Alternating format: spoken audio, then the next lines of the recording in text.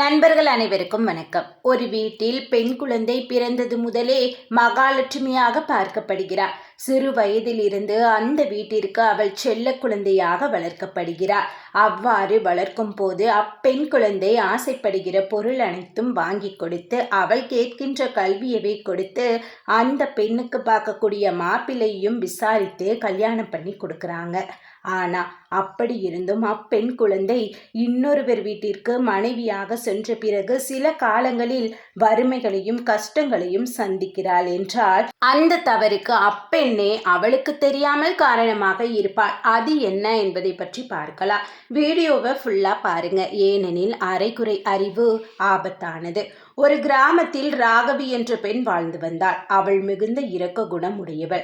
மகாலட்சுமியின் மீது அதிக பக்தி கொண்டவள். யாரேனும் அழுதால் இவளின் மனம் அதை தாங்கிக் கொள்ளாது. கனிவானவள். மற்றவர்கள் மனதை புண்படுத்தி பேசும் குணமே இவளுக்கு கிடையாது. ராகவிக்கு திருமண வயது வந்ததும் அவளின் பெற்றோர்கள் திருமணம் நடத்தி வைக்கிறாங்க. அவளின் கணவன் பெயர் கண்ணன். கடை வியாபாரியாக பார்த்து வருகிறார். திருமணமான சில நாட்களில் இருவரும் அன்பாகவும் வாழ்விலும் சரி தொழிலிலும் சரி எந்த குறையும் இல்லாமல் வாழ்ந்து வர்றாங்க. அப்போது பக்கத்து வீட்டில் சுதா என்ற ஏழை பெண் வசித்து வந்தாள். அவள் ராகவியிடம் வந்து பேசி நன்றாக பழக ஆரம்பித்தார். ராகவி குணம் பற்றி சுதாவிற்கு நன்றாக தெரிய வந்தது. பின்பு ராகவி வீட்டிற்கு வந்து தயங்கி தயங்கி நின்ற சுதாவை பார்த்த ராகவி, அம்மா, ஏன் தயங்கி நிற்கிறீங்க? என்ன வேணும்னாலும் கேளுங்க, நான் தருகிறேன் என்று கூற, அதற்கு சுதா, என் பெண்ணை பெண் பார்க்க மாப்பிள்ளை வீட்டார் வருகிறார்கள். எங்கள் வயல்வெளிகளை விற்று நகை போடுவதாக மாப்பிள்ளை வீட்டில் சொல்லியிருக்கிறோம். எனினும் இன்று மாப்பிள்ளை வீட்டார் வர நேரத்தில் என் பெண்ணின் கழுத்தில் நகைகளே இல்லை என்று அழுதபடி நின்றாள் சுதா. அதற்கு ராகவி, இதற்கு ஏன் கவலைப்படுறீங்க? நான் என்னோட நகைகளை தர்றேன், நீங்க திருமணம் ஆகிற வரைக்கும் பயன்படுத்திக்கோங்கன்னு சொல்லி கொடுக்குறா. அதே போன்று இன்னொரு வீட்டில் இருந்து எங்கள் வீட்டில் அதிகமாக சொந்தக்காரங்கள்லாம் வந்திருக்காங்க.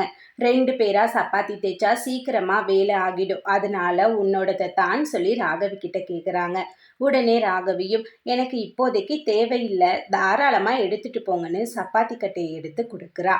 அன்றிரவு ராகவியின் கணவன் வீட்டிற்கு வந்ததும் ராகவி கணவனுக்கு தேவையான பணிவிடைகள் அனைத்தும் செய்கிறார். பின்பு காலை தனது வேலைக்காக கண்ணன் கடைக்கு கிளம்பிய போது உப்பு காலி ஆயிடுச்சு, அதனால சமைக்க முடியல, இரவு நீங்க கொண்டு வர உப்புக்கு அப்புறம் தான் சமைக்க முடியும்னு ராகவி சொல்றா.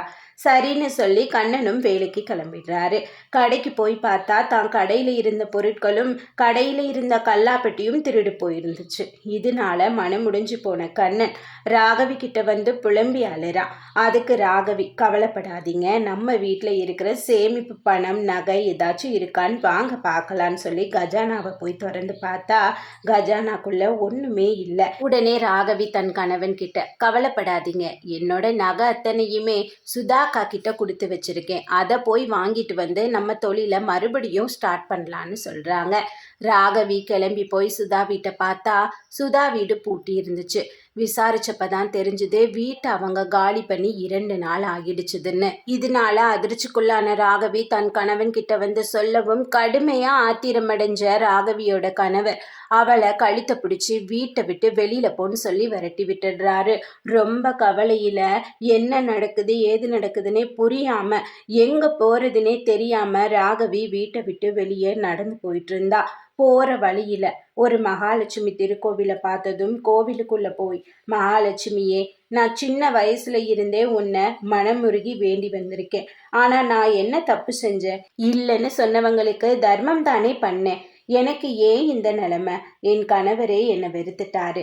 நீ உடனே எனக்கு பதில் சொல்லுன்னு ராகவி அம்மன் முன்னாடி அழுது போராடுறா. என்னை என் கணவரே வெறுத்த பிறகு நான் ஏன் உயிர் வாழணும்னு தன் உயிரை மாற்றிக்கொள்ள நினைச்சா ராகவி. அப்போ ராகவி முன்பு மகாலட்சுமி தோன்றி, பக்தையே, நீ செய்த தவறு அனைத்தும் தெரிந்து செய்தவை அல்ல, தெரியாமல் செய்ததுதான். இருப்பினும் மகாலட்சுமியாகிய நான் வாசம் செய்யும் பொருட்கள் அனைத்தையும் நீ சரியாக பயன்படுத்தவில்லைன்னு சொல்லியிருக்காங்க. ராகவி, நீ செய்த முதல் தவறு என்னவென்றால், ஒரு பெண்ணுக்குரிய 16 ஒப்பனை அழகில் முக்கிய பங்கு நகைக்கு உண்டு. அத்தகைய நகையை இன்னொருவருக்கு தானம் செய்தது முதல் தவறு. மகாலட்சுமி ஆகிய நான் வாசம் செய்கிறது உப்பில்தான். அத்தகைய உப்பு உப்பு தீர்ந்து போகிற வரைக்கும் நீ பார்த்துட்டு இருந்தது. 3வது தவறு. துளசி என்பது பரமானந்தனான விஷ்ணு பெருமாளும் நானும் வாசம் செய்யும் இடம். அத்தகைய என்னை நீ மாதவிலக்கு நேரத்திலும் நீர் ஊற்றியதால் அந்த இடத்தை விட்டு நான் வெளியேற நேர்ந்தது என்றும் அந்த துளசி மாடத்திற்கு அருகிலேயே துடைப்பத்தையும் வைத்தாய். எந்த ஒரு நல்ல சுப காரியங்களிலும் அதில் நான் முதலில் என் பங்கு இருக்க வேண்டும். சுத்தம் என்பது எனக்கு மிகவும் முக்கியம். சுத்தம் என்றாலே துடைப்பம்தான் முதலில் பங்கெடுக்கும். நீயோ என்னை உன் காலணிகள் அருகிலேயே போட்டு வைத்தாய். காலணி என்பது சனி பகவானின் அம்சம் என்பதால் உனக்கு மகாலட்சுமி அம்சம் விலகி சனி உள்நுழைந்து உன் நிம்மதி கெட்டு போய்விட்டது என்று கூறி, இருப்பினும் சிறு வயதில் இருந்தே என்னை வழிபட்ட நீ கவலைப்படக்கூடாது என்று சொல்லி கடவுள் படைத்த உயிரை எடுக்க யாருக்கும் அனுமதி இல்லை. நீ வீட்டிற்கு செல், நான் உன் பின்னே வருகிறேன் என்று மகாலட்சுமி சொல்லியிருக்காங்க. அப்போ அந்த கோவிலுக்கு வந்த ஐயர் ராகவியை தட்டி எழுப்புனதுக்கு அப்புறம் தான் தெரிஞ்சது இவ்வளவு நேரம் நடந்தது கனவுன்னு. ஆனாலும் ராகவி அதை அம்மனே நேரில் வந்து சொன்னதா நினச்சி தான் வீட்டுக்கு கிளம்பி போகிறாங்க.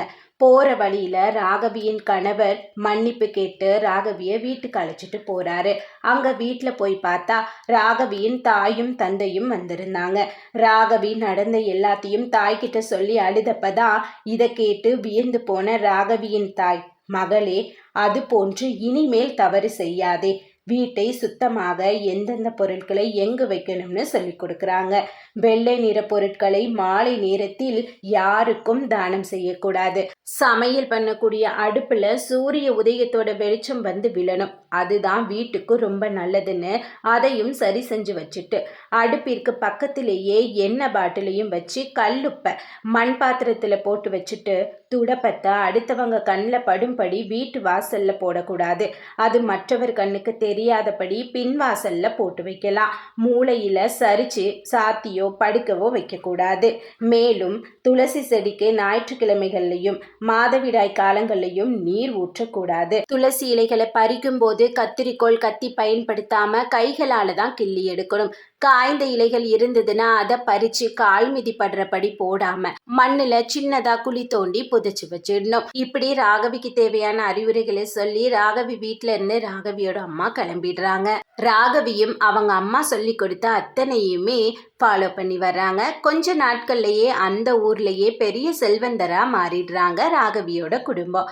ஆகையால் நண்பர்களே, இது ராகவிக்கு மட்டுமல்ல அனைத்து பெண்களுக்கும் பொருந்தும் என்பதை நினைவில் கொண்டு அனைவரும் மகாலட்சுமியின் அருளை பெறுங்கள்.